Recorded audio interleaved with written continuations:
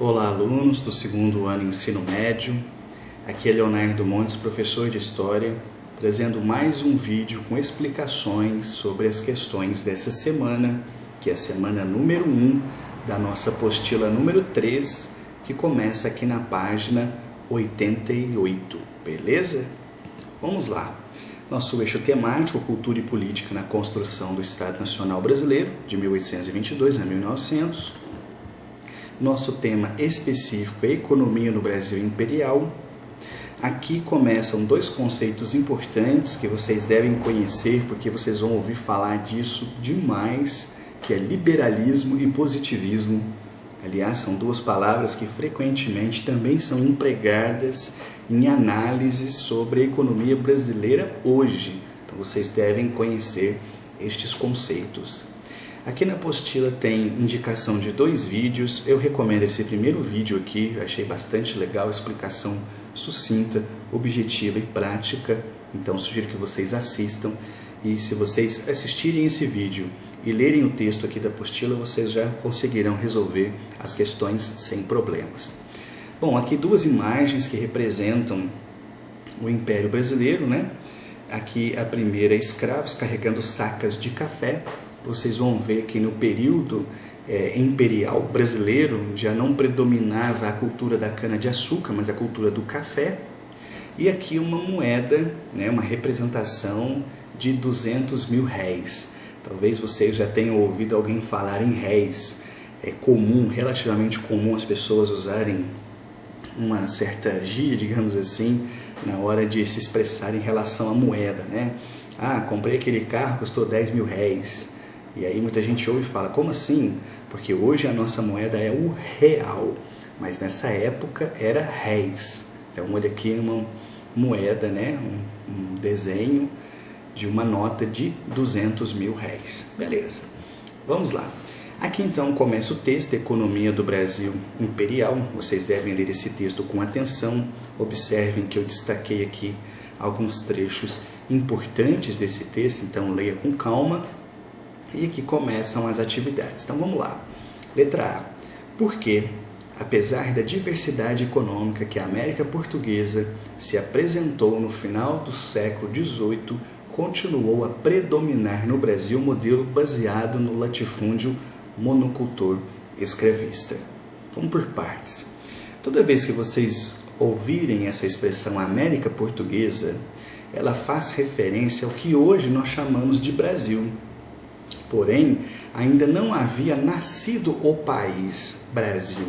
Já existia a localidade, porque nosso país, antes de ser país, era uma colônia. Então, assim como os demais países que hoje formam a América do Sul eram chamados de América Portuguesa, aliás, América Espanhola, o nosso lado, onde hoje é o Brasil, era chamado de América Portuguesa. Então, sempre que vocês ouvirem América Portuguesa, vocês já sabem que é uma referência ao Brasil que iria se formar tempos depois. Tranquilo? Então vamos lá. Outra coisa importante, latifúndio monocultor escravista. O que é isso, né? Parece um palavrão. Então vamos por partes e depois vocês vão entender. Latifúndio é uma palavra que faz referência a uma grande propriedade rural, geralmente pertencente a uma elite econômica e política, e que geralmente permanece ali sem produção. Então é uma grande extensão de terra que pertence a alguém que tem bastante dinheiro e que normalmente não produz nada. Vocês já devem ter ouvido, por exemplo, falar em reforma agrária. As lutas do MST, por exemplo, são reivindicações da posse dessa terra para um fim produtivo, já que muitas propriedades rurais no Brasil permanecem ainda em razão do latifúndio. Ou seja, elas têm dono, mas elas estão lá sem produzir nada. Então, sempre que vocês ouvirem falar em latifúndio, vocês já imaginam uma grande fazenda na mão de alguém muito poderoso. Próxima palavra, monocultor ou monocultura. Faz referência a um tipo de plantação específico. Por exemplo, durante boa parte do processo de colonização no Brasil, a cultura agrícola predominante era da cana-de-açúcar. Uma cultura que eu conheço bem, porque eu trabalhei muitos anos em usina de cana-de-açúcar. Então, ainda hoje nós temos um reflexo dessa cultura. Então, sempre que se fala em monocultura quer dizer plantar uma coisa só. Ou planta só cana, ou planta só café, ou planta milho, entendem? É isso, plantar um tipo só de coisa. E escravista, porque se baseava na escravidão. A mão de obra era a escrava. Então, quando vocês ouvem falar em latifúndio monocultor escravista, isso quer dizer as grandes plantações de uma única coisa que predominaram no Brasil, principalmente plantações de cana-de-açúcar e plantações de café, beleza? Então a pergunta é por que, apesar da diversidade econômica na América Portuguesa, que a América Portuguesa não sobrevivia apenas e tão somente da cana-de-açúcar e não sobrevivia depois, posteriormente, só do café, então ela tinha uma diversidade, mas por quê? Mesmo com essa diversidade, no final do século XVIII, continuou a predominar no Brasil esse modelo baseado em grandes fazendas, na mão de poucas pessoas, produzindo apenas um tipo de gênero alimentício, por exemplo. Essa é a pergunta, beleza? Vamos para B. Qual foi o obstáculo à ascensão de um efetivo processo de industrialização no país?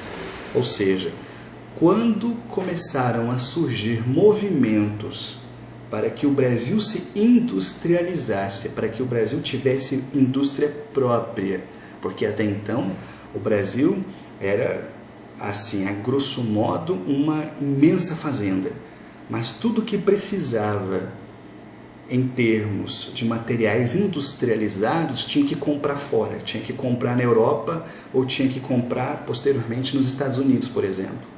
Então, qual foi, o grande obstáculo que a indústria encontrou para que ela pudesse de fato existir? Numa cultura que era predominantemente agrícola e baseada na monocultura. Então, reflitam e pesquisem. Vamos para C. Qual a posição do analista Basílio Salum Júnior acerca da economia brasileira? Aqui não tem segredo, basta vocês lerem o texto. Aqui está uma citação sobre ele, então vocês já matam essa. E vamos para D. Quais são as duas questões importantes que se colocam a partir da posição de Basílio Salum Júnior? Também tranquilo, o texto está falando quais são essas duas questões, então se lerem o texto vocês já matam essa também. Vamos para aí. Como caracterizar a economia brasileira no primeiro e no segundo reinados? Essa caracterização, essa definição também se refere ao que está sendo dito aqui no texto.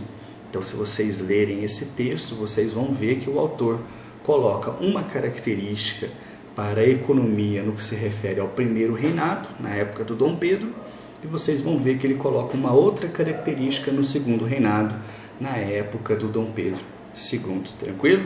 Então, basta vocês lerem o texto que vocês vão conseguir. É isso, pessoal. As questões da primeira semana. Qualquer dúvida, me chama, pergunta, estou aqui para ajudá-los. Um abraço, até a próxima.